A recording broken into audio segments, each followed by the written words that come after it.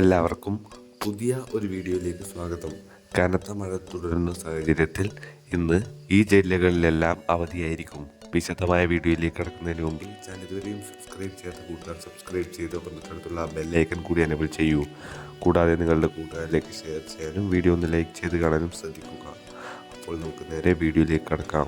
ശക്തമായ മഴ തുടരുന്ന സാഹചര്യത്തിൽ കോഴിക്കോട്, വയനാട്, ഇടുക്കി, പാലക്കാട്, ആലപ്പുഴ, തൃശ്ശൂർ, കോട്ടയം, കണ്ണൂർ എന്നീ 8 ജില്ലകളിലാണ് 17/7/2024 ബുധനാഴ്ച അവധി പ്രഖ്യാപിച്ചിട്ടുള്ളത്.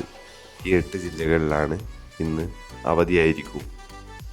കൂടാതെ മലപ്പുറം, കാസർഗോഡ് എന്നീ ജില്ലകളിൽ അവധി നൽകേണ്ട സാഹചര്യമില്ല എന്നും കളക്ടർമാർ അറിയിച്ചു.